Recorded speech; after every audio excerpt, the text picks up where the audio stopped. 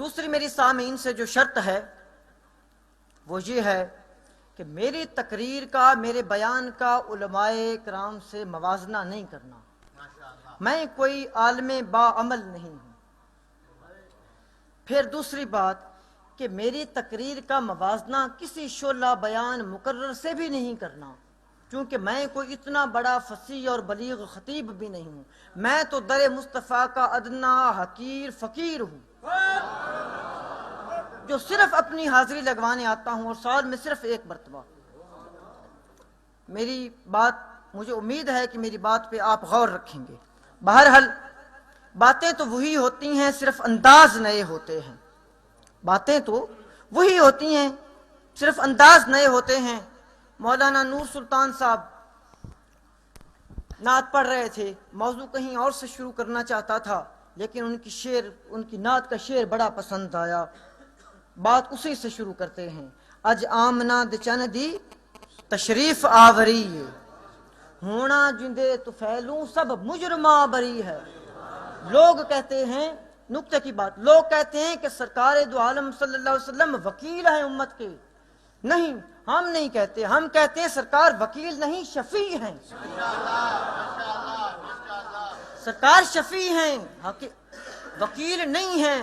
وہ پوچھئے کیوں؟ چونکہ اس دور میں تو وکالت کا ٹرینڈ بہت برا ہے نا، چونکہ چور کو بھی ساتھ بنانا شروع کر دیتے ہیں اور کسی شریف آدمی کو بھی چور ثابت کرنا شروع کر دیتے ہیں۔ لیکن اگر لغوی معنی بھی لیا جائے وکیل کا، تو وہ بھی اس شخصیت کو کہتے ہیں، اس ذات کو کہتے ہیں جو انصاف کے تقاضے برابر رکھے۔ اگر کسی کو جزا مل رہی ہے تو جزا دلوائے، اگر کسی کو سزا ملنے والی ہے تو سزا دلوائے۔ وکیل کا یہ معنی ہے۔ آپ کتب حدیث چھان ماریں، تمام علامہ اور فہامہ، فقیر کا یہ دعویٰ ہے، تمام کتابیں چھان مارے، کوئی ایک جملہ بھی نہیں ملے گا کہ حشر برپا ہو اور سرکار دو عالم صلی اللہ علیہ وسلم کہیں کہ یہ گناہگار تھے، اس کو سزا دی جائے۔ نہیں کہیں گے، نہیں کہیں گے۔ شفیع ہیں، وکیل نہیں ہیں۔ وکیل تو سزا بھی دلواتا ہے، شفیع کیا ہوتا ہے؟ سنو، اپنے دل پہ ہاتھ رکھ کے سنو فقیر کی بات۔ بےزتی ہو رہی ہے، کتابیں اٹھا لیں۔ شفیع وہ ہوتا ہے میرے عزیز، جب حشر برپا ہوگا، ذرا حشر کا منظر نوٹ کریں، حشر کا منظر نوٹ کریں۔ القاریہ ملقاریہ وما ادراک ملقاریہ یوم یکون الناس کالفراش المبثوث، جب لوگ بکھرے ہوئے پتنگوں کی طرح، اور جو جبال ہیں، جو پہاڑ ہیں، وہ دھنکی ہوئی روح کی طرح اگلیں گے، تب انسان کی دہشت کا عالم کیا ہوگا؟ میرے سرکار تشریف لے آئیں گے، منبر رکھا جائے گا، اللہ تعالیٰ فیصلہ فرمائیں گے۔ کوئی گناہگار بھی ہے تو میرے سرکار چونکہ شفیع ہیں، وکیل نہیں ہیں۔ جس پہ جرم ثابت ہو بھی جائے گا تو کہیں گے کیا بارگاہ میں؟ مالک یہ گناہگار ضرور تھا لیکن میرا تھا، معاف کر دے۔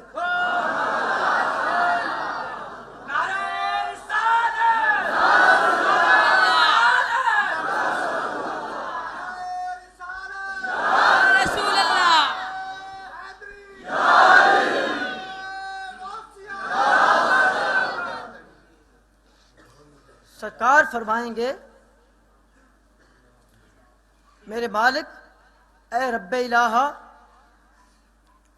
گناہگار ضرور تھا، مان لیا۔ وکیل تو جھگڑتا ہے کہ نہیں یہ گناہگار نہیں تھا۔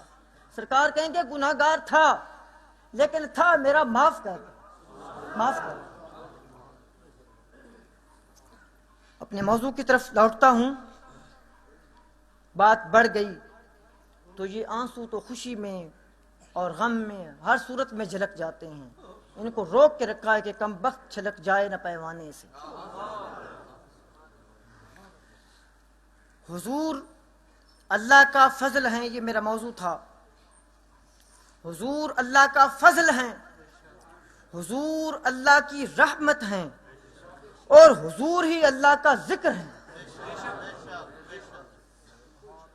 لوگ کہتے ہیں قرآن فضل تھا، مان لیا، قرآن بھی فضل ہے۔ لوگ کہتے ہیں قرآن رحمت ہے، مان لیا، قرآن رحمت ہے ہمارے لیے۔ لوگ کہتے ہیں اللہ کا ذکر قرآن ہے، ہم وہ بھی مانتے ہیں۔ اگر ہم یہ سب کچھ مانتے ہیں تو وہ لوگ بھی مان لیں کہ حضور بھی سب کچھ ہیں۔ وجہ کیا؟ اگر سرکار تشریف نہ لاتے تو نہ قرآن ہوتا، نہ رحمت ہوتی، نہ فضل ہوتا، نہ ذکر ہوتا۔ اگر قرآن ہی سب کچھ ہے تو سرکار کے وسیلے سے نا۔ اگر سرکار نہ ہوتے تو پھر رحمت کیسی، فضل کیسا اور ذکر کیسا؟ پھر ذکر کیسا؟ ایک آپ کو دلیل سناتا چلوں، چونکہ بات ذکر کی ہے، بات ذکر سے شروع کریں گے۔ علامہ دارمی نے مسند الفردوس میں اور علامہ سیوطی نے جامع الصغیر میں حوالے نوٹ کرتے جائیں، کوئی ایک بھی حوالہ غلط نکلے گا تو فقیر کا گریبان اور آپ کا ہاتھ ہوگا، گھر جا کے چیک کر لیجئے گا۔ اور علامہ مناوی نے فیض القدیر میں اور فتح الکبیر میں علامہ امام یوسف بن نبہانی رحمۃ اللہ علیہ، تمام محدثین نے یہ متفقہ طور پر یہ اثر درج کیا ہے کہ ذکر الانبیاء من العبادت،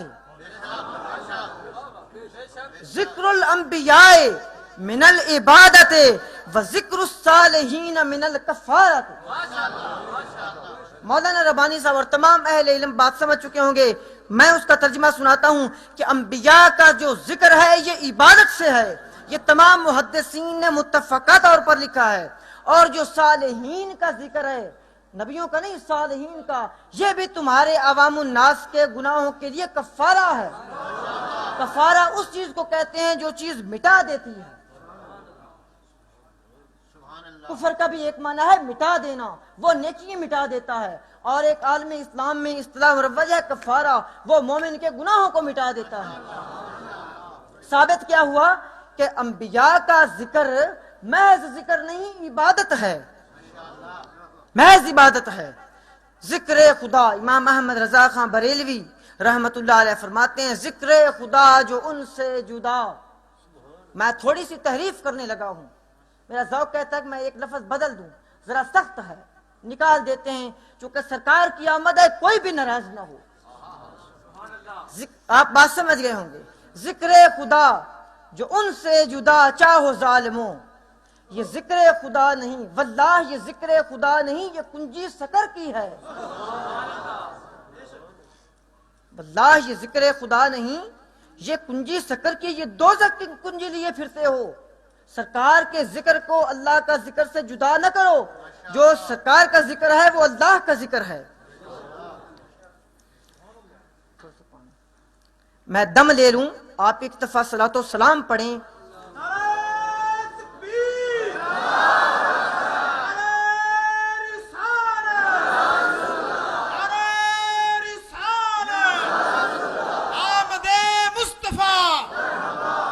میرے ہاتھ میں تقریر، یہ کتاب آپ ڈرے نہیں، اس سے تقریر نہیں سناؤں گا، یہ حدیث کی کتاب ہے، صرف ایک حدیث کے حوالے کے لیے رکھی ہے، سناتے ہیں آپ کو ابھی۔ اس سے پہلے آپ کو یہ گوشہ گزار کروں کہ میں بما حدیث بما متن کے سنانا چاہتا ہوں، اگر تھوڑا بہت متن چھوٹ بھی جائے لیکن چاہتا ہوں کہ حدیث کا کوئی جز، کوئی کلیہ، کوئی زیر زبر پیش ایک حرف نہ رہ جائے، چونکہ پوری سناؤں گا تو آپ کو مزہ آئے گا انشاءاللہ۔ سنیے جناب، اور حدیث سننے کا یہ تقاضا ہے۔ صحابہ فرماتے ہیں کہ جب وحی اترا کرتی تھی یا جب سرکار کلام فرمایا کرتے تھے تو لاکھوں کا بھی مجمع ہوتا تھا تو یوں بیٹھا کرتا تھا جیسے گویا ان کے سروں پہ جانور بیٹھے ہیں، اگر ذرا سی جنبش سر کریں گے تو وہ اڑ جائیں گے۔ ادب سے سننا، بات بڑی مزے کی ہے، اور پھر یہ خادم آپ کی داد کا بھی طالب ہے، بات کوئی پسند آئے تو سبحان اللہ ضرور کہنا، بہت بڑی بات کروں گا انشاءاللہ، چونکہ کلام ہی بہت بڑی میری سرکار کا ہے۔ مولانا اجازت ہے نا؟